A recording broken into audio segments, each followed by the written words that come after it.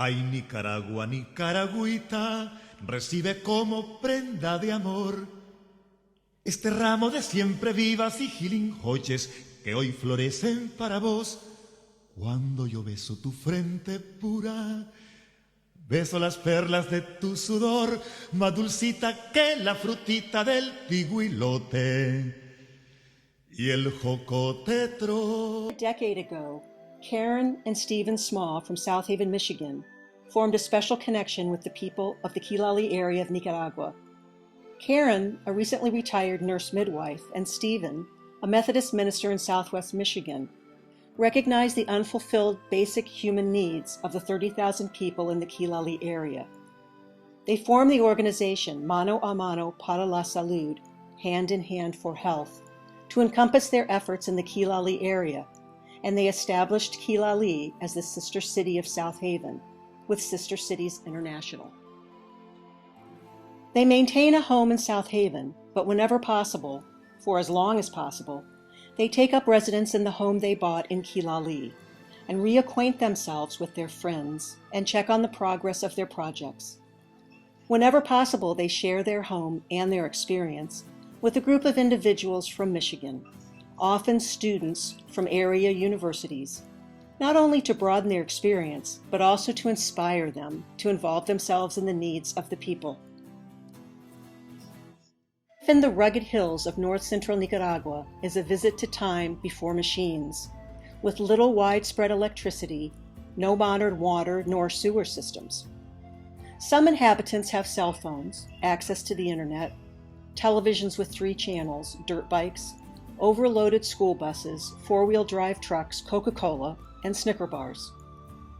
However, they rely more upon sturdy human backs, horses, mules, oxen, chickens, pigs, cows, barking dogs, and the ubiquitous machete.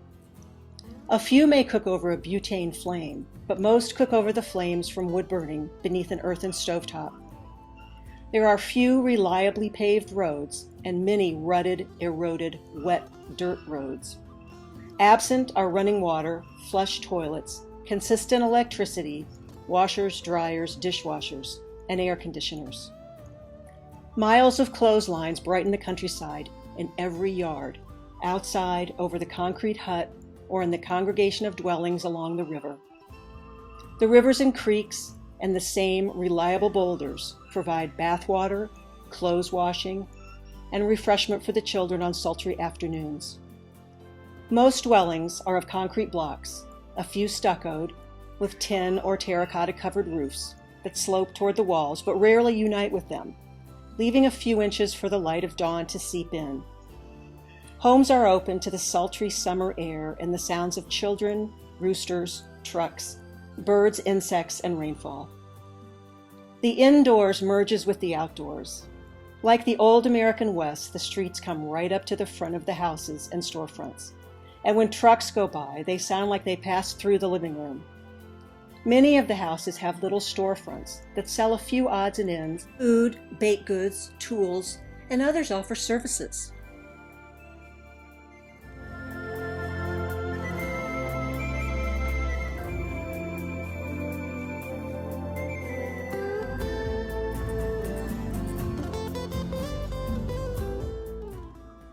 Quilali sits in a basin surrounded by a network of creeks and rivers with steep hills on all sides, tall enough and rugged enough that we Michiganders would no doubt call them mountains. Standing in the recently constructed, but yet to be open central plaza of Quilali, one wonders how one would ever escape through this circle of mountains. The same could be said of all the small towns in the Quilali area.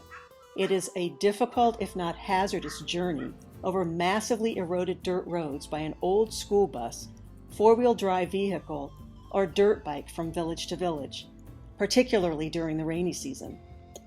There are days when communities are completely cut off by swollen rivers or washed out, eroded roads, when buses dangerously pass over bridges with water over their headlights, or cannot make it up San Francisco's steep roads with channels as deep and broad as a good-sized creek.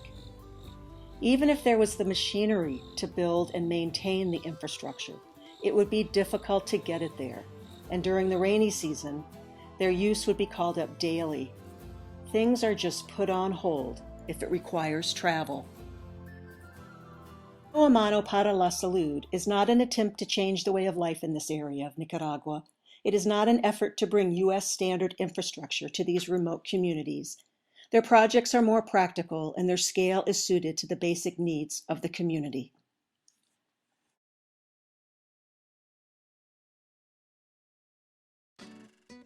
In the United States, we have a program called No Child Left Behind. The Mano a Mano para la Salud equivalent in Kilali would be a few teenagers not left behind. They have funded scholarships to universities for several students who have diligently attended English classes, housed in the Smalls house, and taught by Edgar, who lives in the Smalls house with his new wife, who is expecting their first child. Classes include basic conversational English, as well as computer application skills, taught with laptops donated by Michiganders. Neighborhood children frequently drop by the Smalls house, wanting to learn some English, borrow a book to read, practice some computer skills, or just to meet and visit with any visiting guests.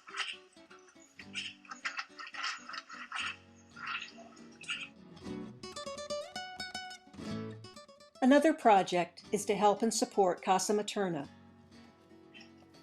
a shelter for pregnant women in the last weeks of their pregnancy, so they do not deliver in their huts, often isolated in the mountains without trained assistance. All these are works. You have sexual relations without contraception, so they do a lot of teaching in the areas of sociology, psychology, talking about family,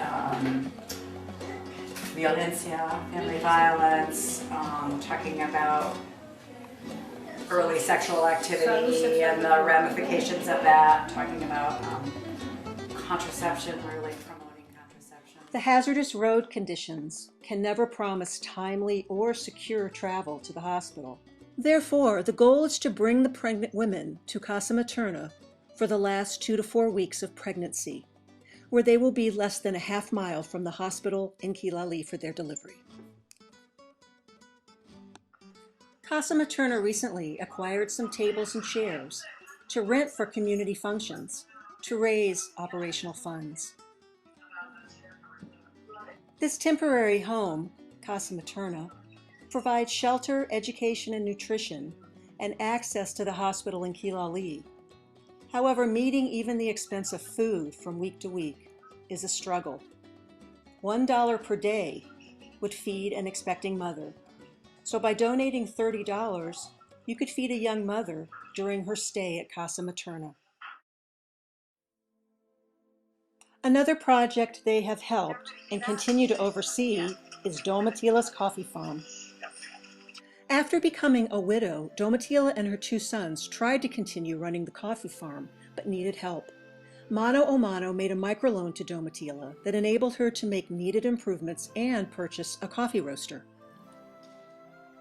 They make a fire in there, and then the coffee goes in the bin, and it gets turned slowly for a half an hour. There, get in there. Ahí está. Door. Cuando está, se agarra allá y aquí y se vacía aquí. Llévalo para allá. Aquí. Entonces él lo empina así para arriba y después el otro le da así. Tiene que ser 2 personas. Shake it. Sí.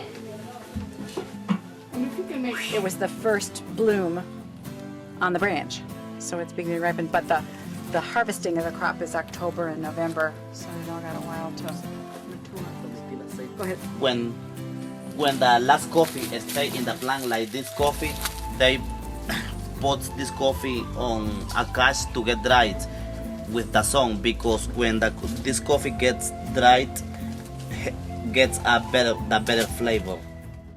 She sells the finished coffee beans to Mano a Mano at a price that allows both her a profit and to pay back the loan. Mano a Mano then sells the coffee in Michigan and all the profit made from selling the delicious Nicaraguan coffee beans helps fund the other projects. It's also been a huge privilege to get to know Domitila and her family. She can accomplish things that committees of Nicaraguans, men and women, can't accomplish. And she has. She's amazing. We love this family a lot.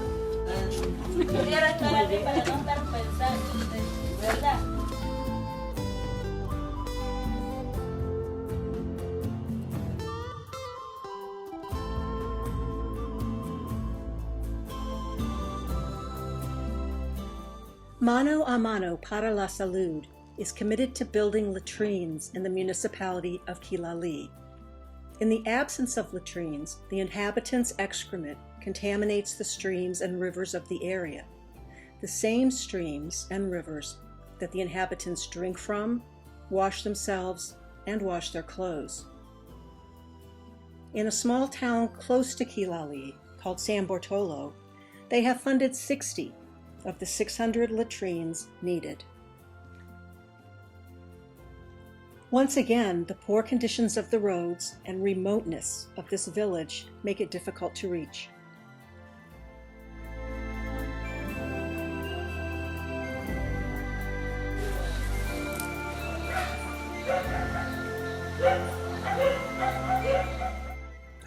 The latrines are built 10 feet deep and are 4 by 4 feet wide. They're lined by non-porous bricks and are built to last 10-15 years. The streams and thus the health of infants and children in particular are protected. Community leaders have given highest priorities to farmers who live near streams. It's important to mention all the materials for the latrines are made in the small town of San Bartolo. The bricks, the concrete blocks, and even the latrine roofs. The families themselves dig the holes and assemble the latrines, avoiding the monsoon rains of summer that could eliminate 2 days of hard labor with one collapsing monsoon.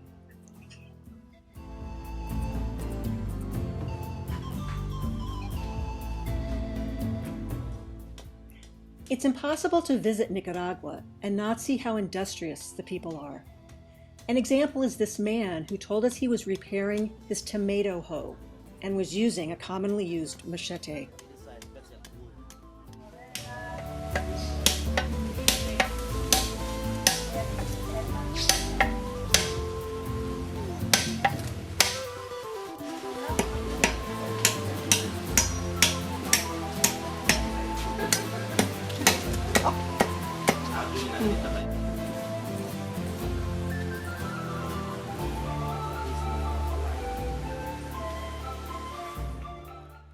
Another industrious family is bagging their dried red beans in preparation for sale.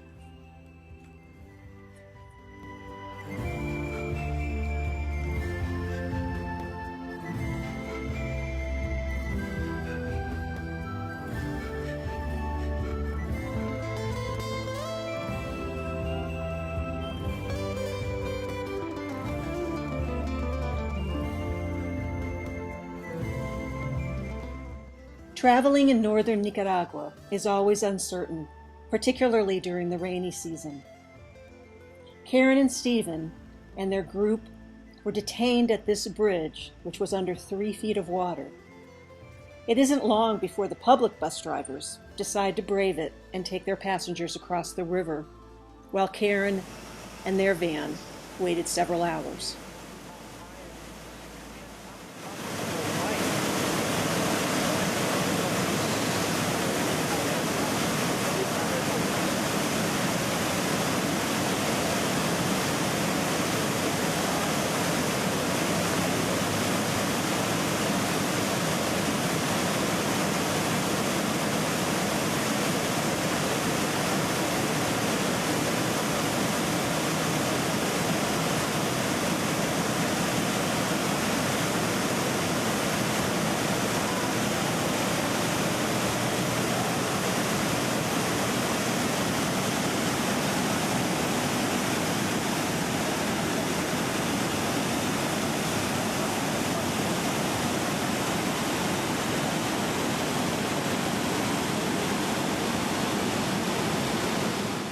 5 hours later, after the water had receded to 2 feet over the bridge, the Mano a Mano para la Salud group of 10 crossed in their van, only with engine turned off in neutral and pushed by 7 Nicaraguans.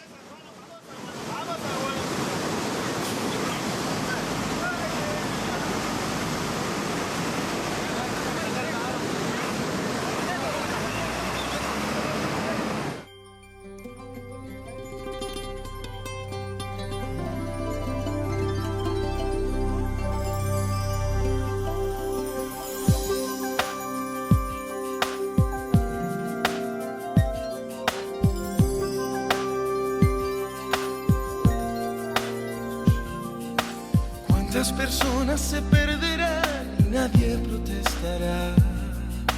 ¿Cuántos pequeños van a llorar y nadie lo evitará?